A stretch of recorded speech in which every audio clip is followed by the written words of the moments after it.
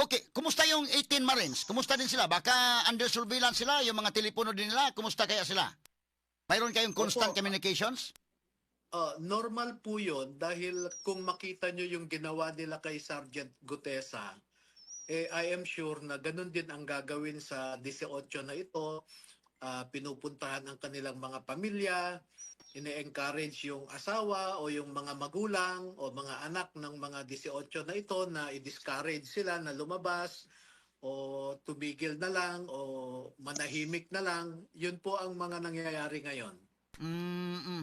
So, kumusta yung, by the way, itong si Gutisa, dahil nandoon din siya sa picture, kasama sa nitong mga 18 Marines. Kumusta naman si Gutisa sa ngayon? Mayroon kang idea, Panyero, kung saan siya ngayon?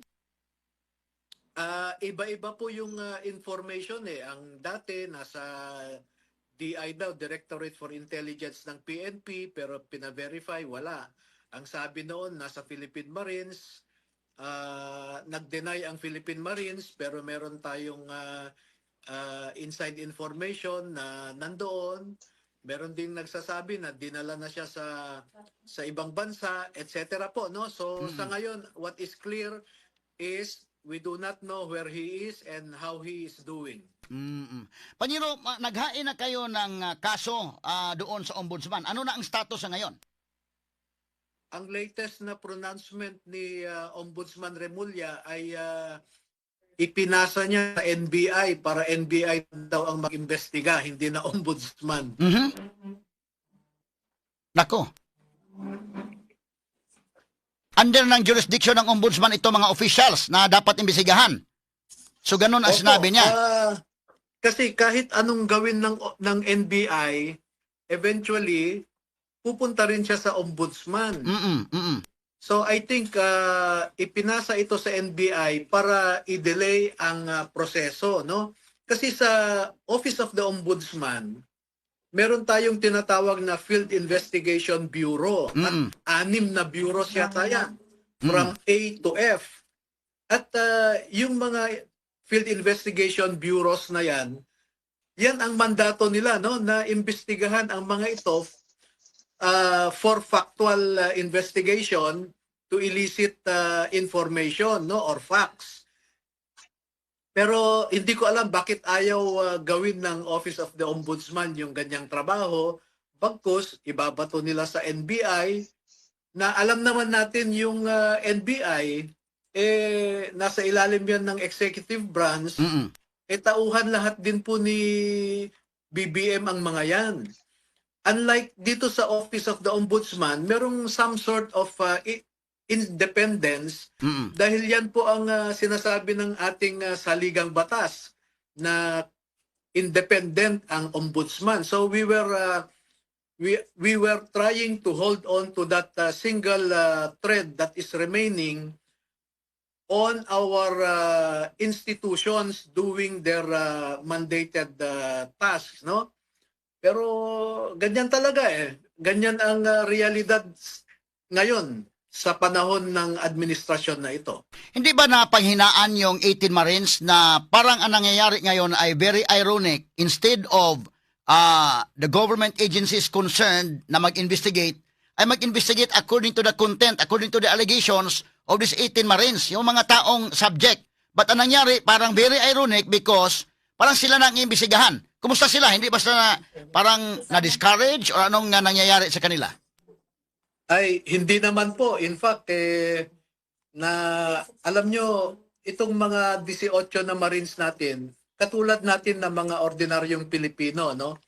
Pero naiintindihan nila yung irregularidad ngayon. Isipin mo, doon sa affidavit nila, sinasabi nila na sila ang mga saksi, mga witnesses sa pagdadala ng mga pera, no, sa mga opisyal natin, and that is a crime, no, yung mga opisyal ng gobyerno na tumatanggap ng pera. Mm-mm. Witnesses sila. Pero saan mo makikita na yung kriminal kinasuhan niya yung witness? At yung gobyerno ngayon iniimbestigahan yung witness, hindi yung kriminal. Oo.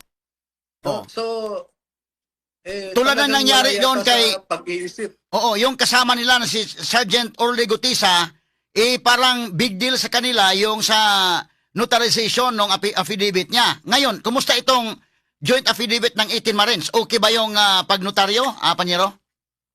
Ang ginawa po natin, we took the extra mile na i-video yung notarization process, yung pag-subscribe nila, at kumuha pa tayo ng isang evangelical leader, si Bishop Tendero, na mag-witness na totoong pinirmahan nila yan, hindi sila binayaran, tinakot, o prinomesahan, no?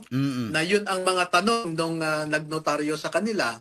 So, hindi naman sana kailangan yan na proseso sa notarization. But as I said, we took the extra mile to foreclose any debate about the voluntariness of the execution of their affidavit.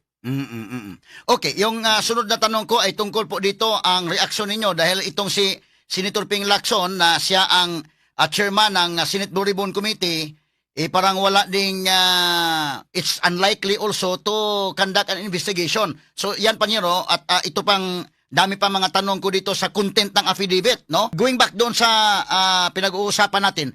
But before Panyero sa press conference niyo, before itong nag-execute ng joint affidavit ito mga Marines, considering that they are accusing powerful individuals, including former Speaker Martin Romualdez, at saka yung no less than, no, yung presidente mismo, kasama sa inakusahan nila, from the very start, are they not bothered sa kanilang security, Panyero? Opo, that is isang concern po nila yan, but mas matimbang po sa kanila na i-share sa ating mga kababayan yung kanilang nalalaman dahil it was towards the end of their job, no, nung nag-away-away na sila Zaldico at nung administration, saka lang nila nalaman na yung dinideliver nilang mga pera pala ay galing sa nakaw.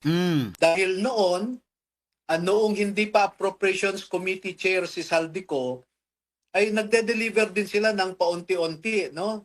Dahil contractor nga at negosyante si Zaldico.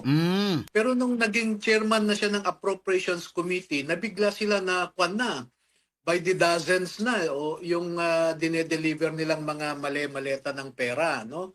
So ang isang turning point ay noong January, meron silang kasamahan na namatay yung apo niya, no? 2 years old. Sa isang ospital dahil walang maibigay na gamot yung ospital. Very treatable yung sakit ng anak niya, dengue. So doon niya na-realize na kaya pala kulang-kulang ng serbisyo ang ating gobyerno dahil yung pera sana para mapondohan ang mga serbisyo na ito ay ninanakaw, no? So hindi na serbisyo pero perwisyo na ang ginagawa ng gobyerno sa ating mga kababayan. Kaya nag-decide po sila na naniwala din sila doon sa mga mahabang panahon po kasi na pinag-uusapan namin yung tungkol sa governance, tungkol sa ating ekonomiya, at naintindihan nila, no? Kaya nag-decide talaga silang ibahagi ito para makaambag sila, to contribute in the effort to curb corruption in the highest places of government. Yun lamang po ang aming motibo. Wala naman kaming plano na ibagsak ang gobyerno. Ano po yan? Sino ba naman kami na magpabagsak ng gobyerno? Salungat ito sa sinasabi ni NSA Ed Anyo na meron daw anggulo ng destabilization. Sino naman po kami na mag-destabilize ng government? Ang katotohanan po niyan, yung gobyerno mismo ang nagde-destabilize sa kanya dahil sa kanilang pagnanakaw. And, yung si Secretary Balisacan ng Department of Development, nagsabi siya mismo na ang problema ngayon sa ating ekonomiya ay dulot ng misgovernance, no?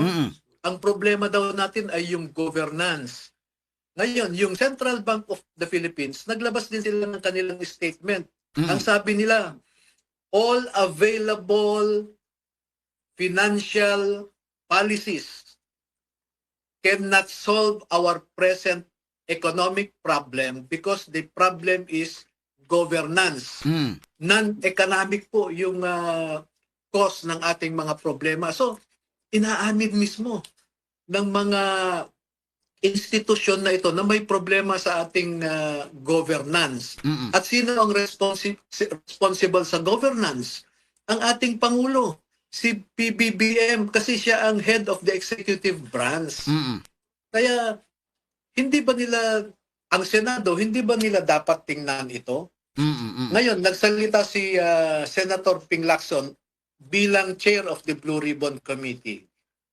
Yeah, oo. Ang sabi niya ay imbestigahan ko muna itong credibility ng mga 18 bago mag-conduct ang Blue Ribbon Committee ng kanilang hearing. Mm.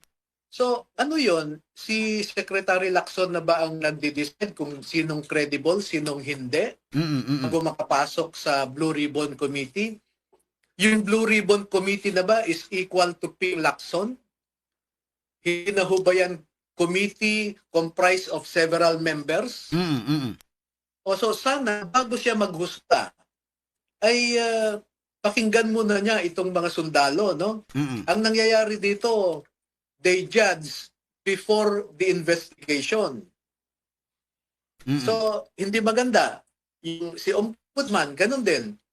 Mm. Hindi pa niya nababasa yung affidavit, hindi pa namin na isasampa, meron na siyang komento kaagad.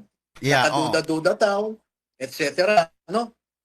So, wag naman sana nilang i-mix up yung kanilang mga personal interests sa interest ng mga institutions designed to ferret out the truth. Mm.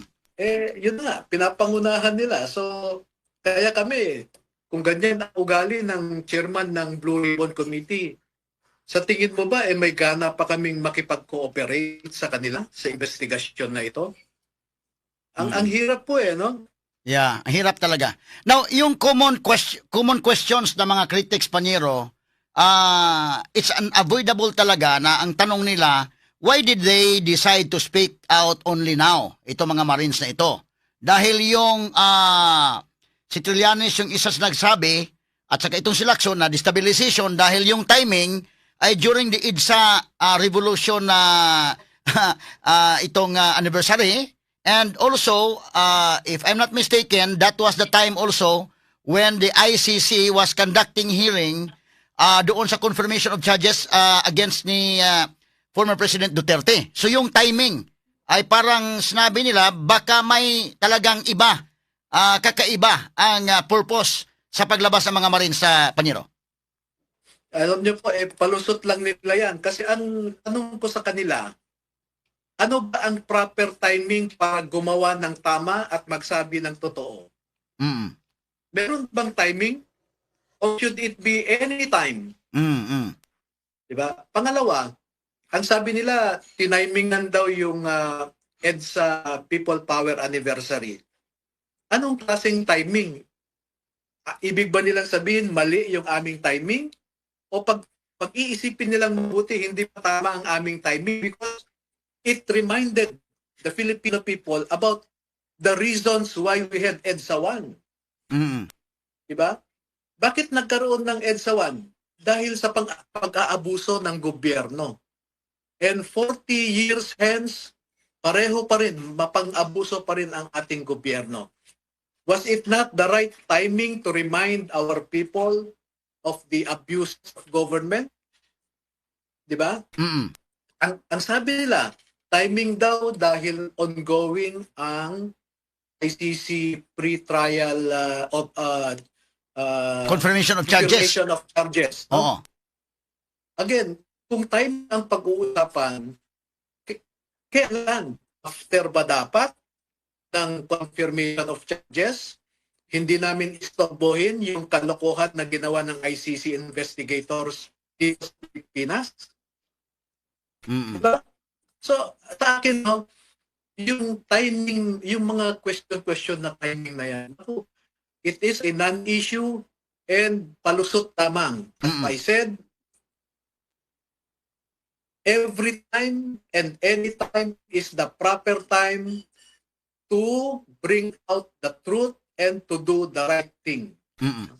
Panyero, itong mga statements ni na Senator Ping Lacson sa Senate Blue Ribbon Committee, itong statement ni Ombudsman Remulla, ay parang it appears that they are unlikely to initiate any investigation. No? In fact, yung sinabi mo, si Remulla parang ni-refer niya sa NBI. Ano, are you not discouraged in this fight, Panyero? Yung mga 18 Marines, parang hindi ba siya nawala ng pag-asa sa mga nangyayari ngayon? Dahil parang it seems that there's no government agency that is willing to investigate sa mga nangyayari ngayon. Yung ginagawa po nila only proves that we are right. And why we are right? Because we have been claiming that we cannot rely on our institutions at this time because they are manned by people who benefited or continues to benefit dito sa kalokohan na ito.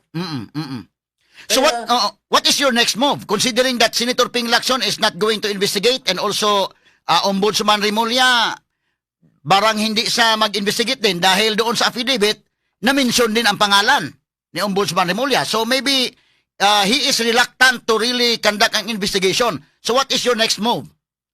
Kaya nga po what they are doing now validates what we had been suspecting all along. Kaya po kami nagsagawa ng isang press con bago namin i-file sa Office of the Ombudsman para malaman na ng taong bayan kaagad na mayroong ganitong issue. Okay. Dahil kung hindi namin ipinaalam muna ito sa mga tao at dumiretso kami sa Ombudsman, the Office of the Ombudsman can order us to keep quiet dahil nasa kanila na at mag-iimbestiga na sila, no? The Ombudsman can issue a gag order, kumbaga. So, anong gagawin nila? Patutulugin na lang nila dyan yung mga issues na ito. Katulad po mismo ng yung flood control anomaly na nagpatayo pa sila ng isang ICI, no? Yung Independent Commission for Infrastructure. commission. Ano po ang resulta? Nakakatawa po dahil iisa lang ang pumirma sa report Yung chairman lang, wala naman siyang dalawang miyembro na magko-concur doon sa report na yan. So it was an unnecessary layer in the investigation process, but it was intended to delay everything. Yun po ang problema nga Kaya yun din po ang gusto kong ibato sa ating mga kababayan. Kung yung Blue Ribbon Committee, kung yung Office of the Ombudsman ay ayaw imbestigahan ito, and they just relegate and discard it as a destabilization attempt, ano po ang gagawin natin? Bawal na po ba na ireklamo ang pagnanakaw kung ang involved ay matataas na opisyal? Kamakailan lamang, merong nagnakaw ng sardinas daw, pinakulong ka agad. Tapos kung magnakaw ka ng bilyon, walang problema. Walang problema. So, I think ang sagot po sa mga tanong na yan ay nasa ating mga kababayan, nasa kanilang pag-iisip, nasa kanilang damdamin, ang kasagutan talaga sa mga problema na yan. Panyero, I understand Senator Trillanes has threatened you that he is going to file a cyber libel case against you. Anong reaction ninyo po? Well, normal po yan, no? Ang sabi nga nila sa mga ganyang gawain ay offense is the best defense, no? Defensive sila, kaya nagrereklamo sila. Kaya sabi ko nga okay, cyber libel daw ako. Haharapin ko naman po yan. Hindi naman ako tatakbo, no? Pero alam ko naman yung purpose nila. Dahil magkasabay, ngayon mag-file si Trillanes. Kahapon nag-file si NSA Ed Año, no, ng kaso laban sa amin. alam ko naman po yung purposes ng mga yan. Meron silang audience na ina-address diyan. Ang sinasabi nila sa audience nila, huwag kayong mag-alala dahil itong mga sundalo na ito nagsisinungaling kaya kakasuhan namin, etc. Pero hindi naman nila maloloko yung audience nila. Kasi nag-iisip yung kanilang gustong kumalma, no? Dahil hindi po nila siguro nararamdaman na kahit sa kasuluk-sulukang lugar sa ating bansa ay alam na ang pagnanakaw na ito. At hindi na po nila pwedeng pagtakpan ito. Yung mga attempts nila to cover up, futile na po yan dahil the controversy is now fully blown out, no? It has bloomed already. Kitang-kita na ng ating mga kababayan ang pagnanakaw na ito at nag-o-observe lamang sila kung ano ang gagawin ng gobyerno. And so far, ang na-o-observe ng ating mga kababayan, the government is responding in the wrong way, no? Kaya hintayin po natin ang mga susunod na pwedeng gawin ng ating mga kababayan tungkol dito. So how many cases does Secretary Anyo file against you and the 18 Marines? Well, it's about unlawful utterances under the revised penal code in connection with the anti-cybercrime law. No? So who are the respondents of this case? Aside from the 18 Marines? Ako po at saka si Mike Defensor, yun ang nabasa ko sa kanyang statement. No? Hindi ko alam kung meron pang iba. So yung kay Secretary Anyo na file kahapon, yung kay Trillanes i-file ngayon, araw? I-file daw niya ngayon ng alas 11 sa Department of Justice. Okay. Panyero, mayroon ako mga tanong doon sa content ng affidavit dahil may mga pictures doon. Gusto kong malaman kung yun mga pictures na yan ay totoo ba, hindi ba AI generated yung mga pictures na yan. Okay, Panyero, itong allegations ng 18 Marines ay it is so detailed, no? And it is being substantiated by pictures. Ngayon, kung mag-investigate yung ombudsman at saka yung si Senator Ping Lacson, dating PNP chief naman siya, well-versed naman sa investigation, pati yung NBI, so they can easily counter-check if the pictures are really authentic pictures or they are AI-generated or edited pictures. Now, from your end, Panyero, ito bang mga pictures na nag-support sa affidavit po? Ito ay totoong pictures or hindi ba ito mga AI-generated? Totoo pong mga pictures yan and we cannot take the hazard of presenting AI-generated pictures. No? Siguro naman meron tayong sapat na pag-iisip na hindi natin pwedeng gawin po yan. Oo. So itong mali-malitang pera at itong pera na ilabas at na bilang, ito ay talagang mga authentic pictures talaga. Madaling i-counter-check ni na Senator Ping Lacson kung totoo lang serious na mag-investigate, they can easily counter-check sa mga pictures na ito. Opo, kaya nga po nag-execute sila ng affidavit to make their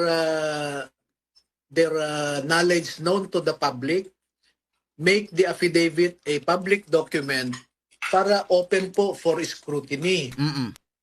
Kaya po lumabas sila kasi handa nilang patunayan yung kanilang mga sinasabi. Pati yung mga sasakyan, may mga plate numbers. Detalyado yung mga plate numbers. So, opo. At marami pa kaming pwedeng ipakita kung mag-iimbestiga sila. No? Alam niyo po, malalaking tao yung pinangalanan nila, no less than the President of the Republic receiving money from Saldico. Hindi po biro yun na akusasyon eh. Oo. At hindi naman ang mga ito, hindi naman sila kasama sa mga politika ng Pilipinas. Mga ordinaryong mamamayan lang ang mga ito. So bakit nagagalit ang ating mga opisyal sa mga taong nagbubunyag ng katiwalian sa gobyerno? Ano yun? ayaw nilang mabunyag ang kanilang katiwalian, aba, masama po yan. Yeah, oo. Dahil alam naman natin na all government authority emanates from the people. Sovereignty resides in the people. Ang totoong may kapangyarihan ay ang mga tao. Mm-mm. And people in government are but trustees to hold that level of power. Mga kwan lang natin sila, mga kumbaga agent lang natin sila. So, bakit ayaw nilang singilin sila ng kanilang amo? Mm-mm. Ang amo nila ang taong bayan. Mm-mm. So apart from the pictures that were attached in your in the joint affidavit of the 18 Marines, ibig sabihin Panyero, may mga iba pang mga ebidensya or may mga CCTV footages pa kayo na willing ninyong i-present if in case there is an investigation talaga na gagawin? Wala po silang CCTV footages kasi wala naman silang access sa mga CCTVs ng mga lugar na kanilang pinag-deliveran. Pero may mga karagdagan pa naman na pwede nilang ipakita na mga videos, mga pictures kung kinakailangan po, no? So ngayon we can understand na they are really not inclined to make an investigation dahil baka malaman ang totoo kung ganon. Kaya nga po sa Senado, no? Si Senator Erwin Tulfo ay talagang matindi ang kanyang opposition na magkaroon ng investigasyon. Dahil nga nabanggit din yung kanyang pangalan at meron pa, may mga litrato. Basta kuwan po, ang masasabi ko lang ay handang panindigan ng mga 18 dating sundalo na ito ang lahat ng kanilang sinabi sa kanilang pinasamang sunumpaang salaysay. Pati yung mga detalye na sa affidavit, yung mga hotels doon sa Shangri-La, doon sa Dusitani, doon sa Citadines ba yun? O yung Opo. mga bahay kalinga. So, they can easily counter-check if there are, because I understand, no, especially itong mga 5-star hotels, mayroon talaga mga CCTV yan. Kayang-kaya na makuha ng Senate Blue Ribbon Committee yan to confirm kung talagang Opo, totoo opo. yung sinasabi ng mga Marines. Oo, pwede pa naming sabihin kung anong particular na room ang kanilang ginamit. Oo. Pwede naming ipakita yung invoice ng hotel bills, no, na hawak ng mga ito. Pwede namang i-verify po lahat yan eh. Oo, dahil detalyado, pati yung sa mga taga-ICC, pati yung mga DHL na nagpapadala kayo ng bag doon sa mga taga-ICC, nandyan. Detalyado. Oo. May mga receipt. Oo. May mga resibo po sila na inutusan nga sila na ipadala yung ilang mga gamit na hindi na nagkasya sa mga maleta ng mga taga-ICC investigators na pumunta rito.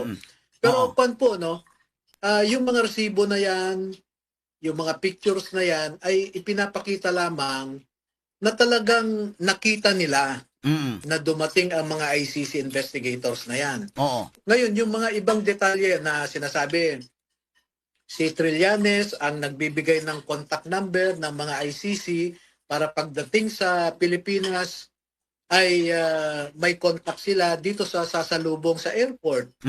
So pwede namang kuha nila ano yung contact number na yan, etc. And then ipakuha natin sa po kung totoo bang nagtawagan yung mga numero na yan. No? So, ang dami pong, yun po dapat ang mga tinitingnan eh. Hindi yung background nila. Sinasabi nila, almost ang mga 10 daw, 10 ang dishonorably discharged. Medyo malicious yung paggamit nila yan ng dishonorably discharged dahil maraming ibig po sabihin ng maraming grounds, no, na ikaw ay maklasify na dishonorably discharged. Bigyan ko po kayo ng 2 halimbawa.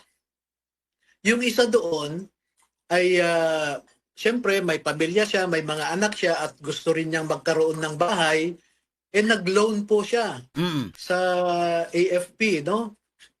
At pagkatapos niyang mag-loan, nakagawa rin siya ng 15 square meter na bahay, yero ang bubong. Pero yung take home pay na lamang niya ay 5,000 pesos. So kumbaga, ang budget na lang niya ay 2.5 kada kinsenas, katapusan. Mm. Nagkasakit po yung anak. So, ginamit nilang pambili ng gamot, wala nang makain yung kanyang pamilya. Mm. No? So anong ginawa niya? Naghanap siya ng ibang trabaho at hindi siya nakabalik. Nung nagbakasyon kasi siya, hindi na siya bumalik dahil naghahanap buhay siya ng... So, Mm. 3 days after, nabigyan na siya ng awol, no? Oo. Sent without official leave. Mm. So hindi naman po siya nagnakaw. Mm. Hindi naman po siya gumawa ng katulad ng ginagawa ng mga opisyal na ito. Oo. Yung second po na example, yung isang sundalo doon ay kinasuhan ng frustrated murder. Mm. And it took 5 years bago makapagdesisyon ang korte. Ang sabi ng korte, walang kasalanan. Acquitted po yung sundalo. Pero dahil hindi siya pinag-report, dahil nga may kaso siya, na tumagal ng 5 years, wala naman siyang control sa proseso ng korte natin na mabagal, dineclare na siya na awol, no? O dropped from the roster. Mm. Tapos, ang category niya, dishonorably discharged. Mm. Sa totoo lang po, dishonorable ba yung ginawa? Mm. Acquitted naman siya, no? So, ito yung mga bagay na kailangang sabihin din ng ating pamunuan ng armed forces kung bakit ba sila declare na dishonorably discharged para hindi naman ma-poison yung mind ng ating mga kababayan na, uy, dishonorably discharged yan, ibig sabihin, walang honor yan. No? Mm. So, Okay. I think that is one matter that our armed forces should address. Na sabihin nila kung ano yung totoong ground, hindi yung i-lump nila into one category yung mga natanggal sa armed forces na dishonorably discharged na. Oo. Ito mga testimony po ng Philippine Marines, 18 Marines, no? Parang confirm naman ito ni Trillanes dahil nagalit siya dahil pinakita na yung mga pictures, bawal na yung pakita. So ibig sabihin, nag-confirm siya na nandito talaga, siya nag-assist, siya nagbayad sa mga hotels at iba pa. At saka itong si Ombudsman Crispin Remulla din, nag-confirm na totoo, nakipag-meeting siya sa mga taga-ICC, pero after the fact daw na arrested na ito si President Duterte. Parang ganon. Hindi po totoo yan kasi ang umpisa po niyan sometime August, September of 2022 ay merong nagpakilala kay Father Flavi at saka kay dating DOJ Secretary Remulla. Kaya sila napunta noon sa Hague, The Hague. Yun yung umpisa noon. Sabi nga, inamin naman ni Secretary Remulla, kausap ko yung ICC. Anong mali doon? Inamin na nga niya. Tapos itong si Trillanes, kung ano-anong quibbling ang kanyang ginagawa. Oo. Pero Panyero, itong mga nandoon, na-enumerate doon yung mga mambabatas na nakatanggap ng mali-malitang pera, yung iba may mga paper bags. Pero what's the real score about Senator Laila de Lima? Yun nga po ang maganda sana. Kung matanong ng ombudsman sana ang mga ito, mas marami pang detalye silang sasabihin, no? Hindi lang namin nilagay yung detalye sa affidavit nila dahil normal naman yun na yung mga ultimate facts ba, no? At ang purpose ng investigation is to look into the allegation kung meron bang pinagbabasehan. Di ba sa ating jurist naman yung eyewitness is forms one of the highest forms of evidence if they are credible. Yun ang tingnan nila, yung ang credibility ay nasusukat kung consistent sila at saka nagbibigay sila ng mga detalye. Ewan ko kung bakit ang iniimbestigahan nila hindi yung allegation, kundi yung nag-a-allege. No? Oo. So yung na-enumerated doon sa affidavit, Panyero, totoo yon, no? Pati yung dahil nandito pati si Laila de Lima, kasama. Ay, totoo po yan. At ang Oo. sabi nga sa akin ng mga sundalo, naku sir, ang dami pang tumanggap. Ang problema, hindi namin alam ang pangalan dahil hindi rin naman namin sila kilala. Mm. Itong mga pinangalanan namin, kilala namin sila dahil sikat sila. Lagi naming napapanood sa TV, Mm. sa news, naririnig ang kanilang mga pangalan. So, yun ang naging basehan nila. Pero ang sabi nga sa akin, attorney, kung pwede nyo kaming samahan sa Kongreso pag may session sila, kung pwedeng manood kami para ituro namin kung sino ang mga nakita namin para malaman natin ang kanilang pangalan. Oo. Yun nga ang nire-request sa akin na makapanood sila sa session. So imagine yung mga detalye sa kanilang, dahil binasa ko yung affidavit, yung si Martin Romualdez nakatanggap, yung mga congressmen, pati si BBM nakatanggap ng mali-malitang pera, at saka yung sinabi ng Marines na mayroon pa nga isang picture doon sa bahay ni BBM kasama si Sandro Marcos. Nandyan ba yung picture, Panyero, dahil hindi kasama doon sa affidavit? Opo, hindi pa namin pinakita yung picture para kung i-deny nila na talagang pumunta sila doon, ipapakita namin yung picture. Oh, okay. So at least calculated ito. Calculated ito. Makikita mo, Panyero, hanggang ngayon si Sandro hindi nga nagre-react eh. Okay. Panyero, tatawag lang kami ulit no sa additional mga questions at additional nga mga update po. Maraming salamat. Thank you so much for joining us this morning, Panyero Attorney Libby Baligon.